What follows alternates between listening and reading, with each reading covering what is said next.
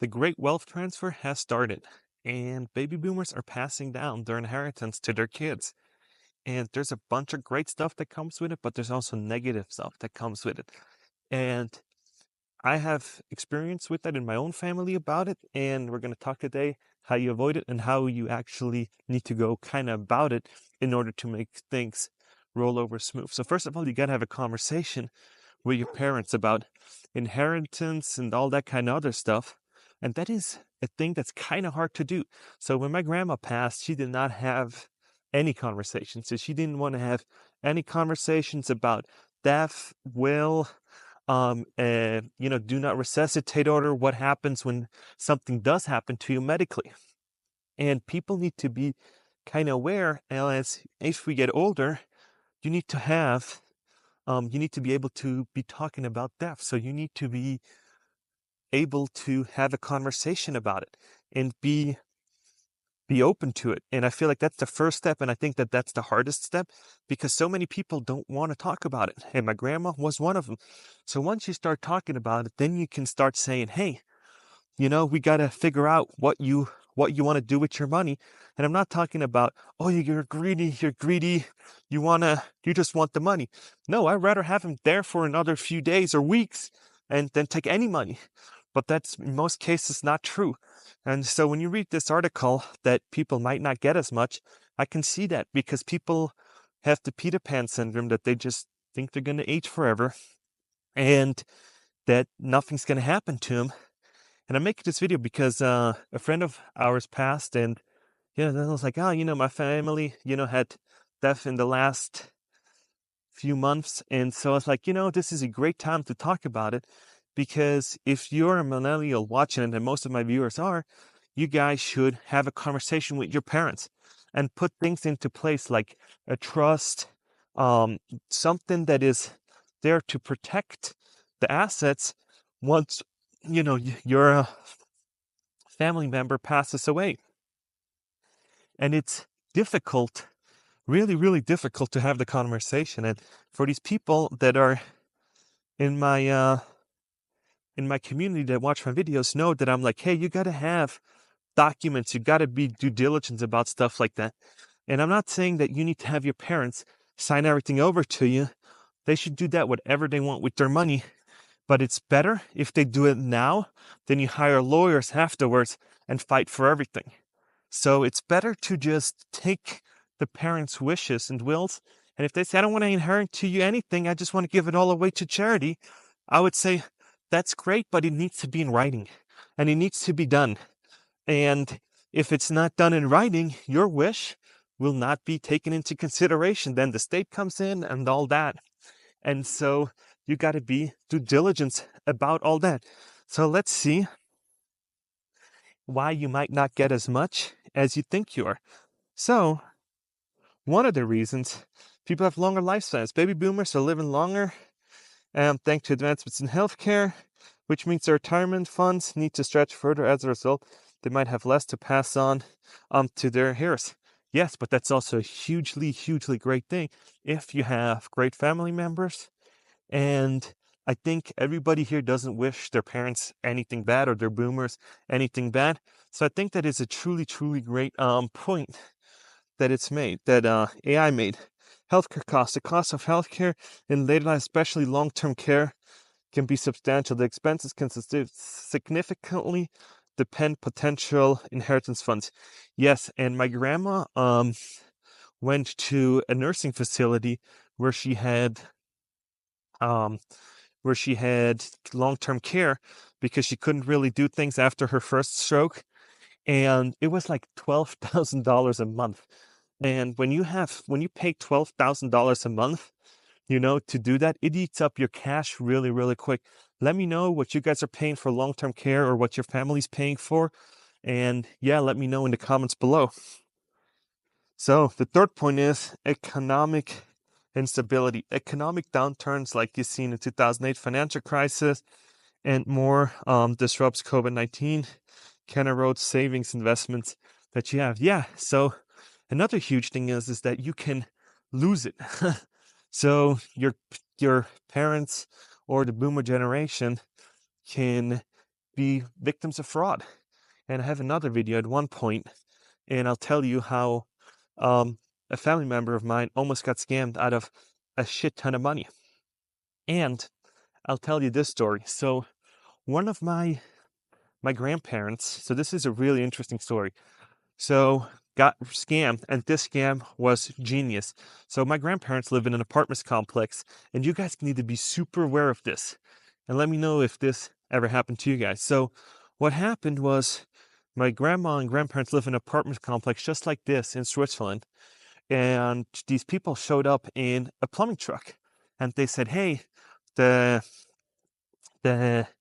homeowner, the company that owns the building, is sending us to make sure that there's no plumbing leak because the water bill was so high, so there might be a leak in the wall." So it was two people in jackets, like true plumber jacket, true plumber outfits of a reputable plumbing company. So they walked in the house. They were like, "Hey, can you turn on?" So my grandpa was 99 at the point, or 97 at the time. So what happened is that they said, "Hey, you know what? You gotta turn on the water in the kitchen." And one of them was standing in the hallway while the other one was in the bedroom knocking on the wall, trying to see if there's any water leaks or if there's any wet spots in the walls. He said, "I just gotta go through and check it." And when you're 89 like my grandma was and 98 with my grandpa, you didn't think that that was going to be an issue. And so my grandma tried to call the company, the management company that manages the complex, couldn't get a hold of anybody. So they let him in. They start knocking. They're turning the water on and off. And comes to find out later on that they stole all the gold, all the money that they got that they were housing in their cabinets, inside pots and pans, just like probably most people do in like an older generation. So my grandpa was born in 1926 and my grandma like 10 years after that. So it is super important that you alert your grandparents of scams, because they're not prone to these new types of scams that come up that weren't scams in that generation. And we're now the millennial generation now.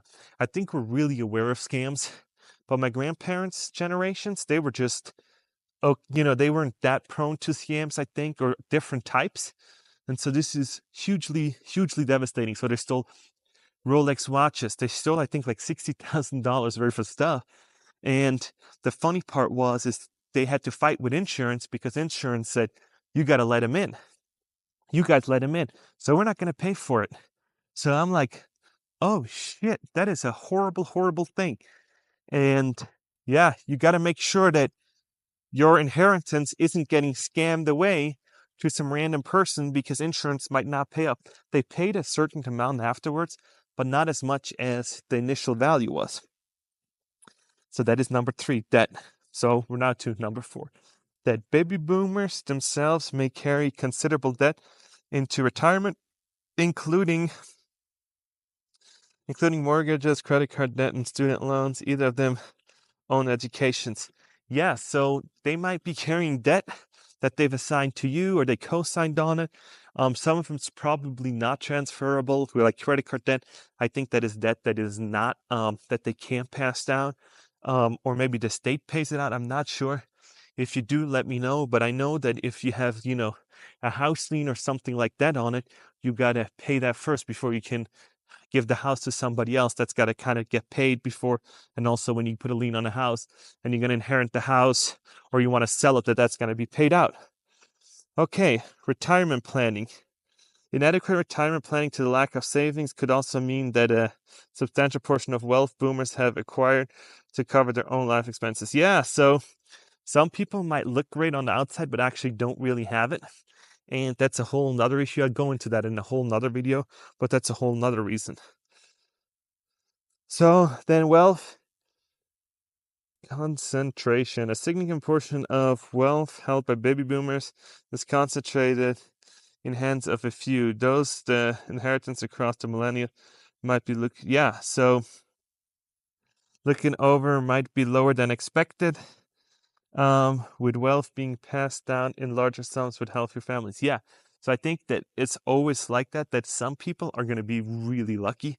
So I know a family friend of mine he's like a little kid, and he's gonna inherit real estate in the Bay Area for multi-million dollars, already preset and done with his family. That's already done. Once grandma passes as the little kid, he's gonna inherit the house, and he's gonna be a millionaire before he's even 18. He's gonna have like $5-6 million worth of real estate before he even becomes 18. So yeah, and then it's just not losing it and making the best out of it.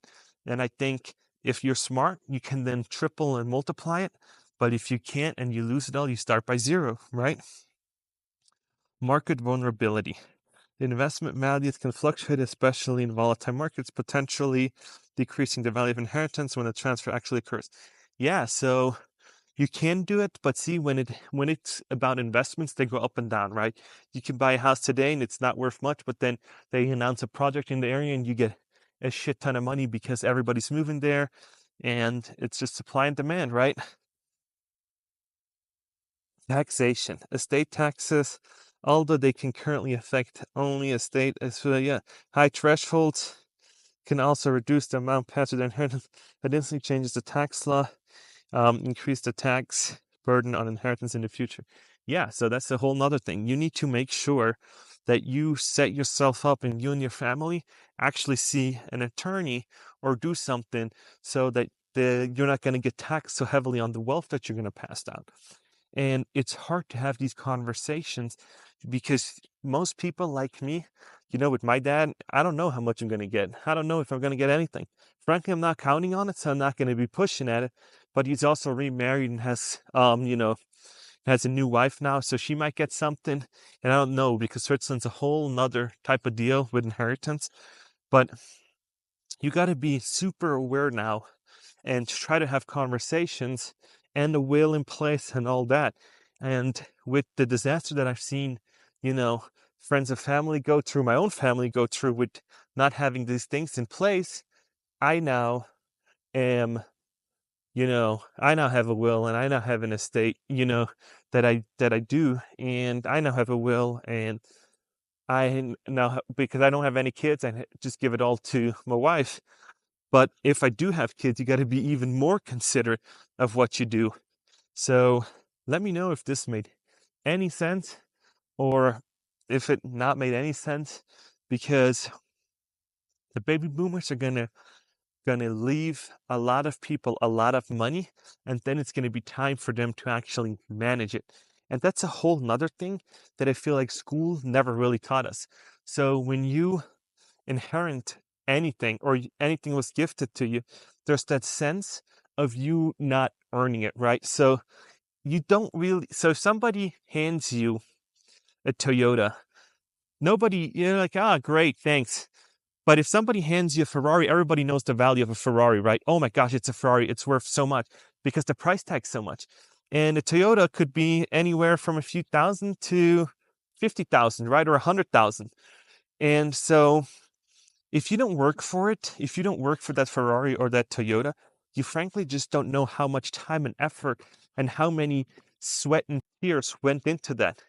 So when you get stuff handed to you, you need to be so appreciative and so cordial that this isn't free money. You got somebody else's, what they've spent their hard money and time basically building up. So if your parents were plumbers or electricians or doctors, they worked a long time to buy that house, and then you just inherited it, and they maybe worked their whole life to buy that house. So you need to treat it as it is their life, that they've worked for. And it's hard to say that because then it's like, I'm gonna sell it, I'm gonna take the money and do something else with it. And it's like, yeah, you should really be cautious when you get gifted so much money, because these people worked so hard for it, and you need to be super considerate so you don't lose it. Because so I read some other studies that said like 50% of like second generation business owners lose everything because they can't do what they did, what the previous owners did, because there's just not that sense of urgency. There's not that sense of, hey, this made me, putting the night and days in, putting in the sweat, tears and everything. So they might say, hey, we're just If it fails, it fails. If it doesn't, it does. But your previous generation, your parents or whoever inherited you, put in so much sweat and tears, worked nights and weekends for you to have it. And then it's just like, okay, well, it failed. I'm going to move on. And I think that's really problematic when it comes to these people in the United States that are going to inherit all this wealth, because there's going to be new scams. People are going to always try to scam and try to shortcut it, right? And it's just sad to see how most of that wealth is probably going to be lost, and a few of them are going to manage it right. And I think a majority of it isn't gonna manage it correctly. Let me know what you would do. If you haven't, please like and subscribe and hit that bell notification so you get more of those videos. And yeah, if you're trying to build wealth and you're trying to be an entrepreneur, it's really, really hard to then to to get something handed down to, because you know how much it takes. You know how hard it is to make a successful business. Once you're in the entrepreneurship journey, and once you starting to like it and you're gaining tractions, you know how hard it is. And when you're only working a 9 to 5 for big corporations, it's really hard to understand how hard it is to hustle. You make the sales calls, you get the money, you need to satisfy clients. You're a salesperson, you're customer success managers. You have all these things that you're in responsibility for. And if you're not an entrepreneur, I don't know how you can manage all that. If you're not in the market of trying to grow wealth and be an entrepreneur, how are you going to know if your parents are going to hand you down a business that you haven't worked in? And I've seen it. They're saying, oh, you gotta, my parents are going to inherit me a business. Maybe it's a pizzeria that's been flourishing for 50 years. And you just, you went to college and you do things and you can't keep the pizza dough the right recipe. And so you lose your core clients. And then it's in a spiral downward trend. And that's why you see these legendary businesses that have been cornerstones of communities for decades go out of business, because the next generation just couldn't replicate a great product like their predecessor did. And that happens, and it's unfortunate, but that's just the cycle of entrepreneurship, of life. New people come, old people, new people come into the world, people die. It's just what it is. And yeah, this is a more harder video on my channel. So let me know what you think about that. And I will see you in the next one. I appreciate you sticking around for so long. And thanks.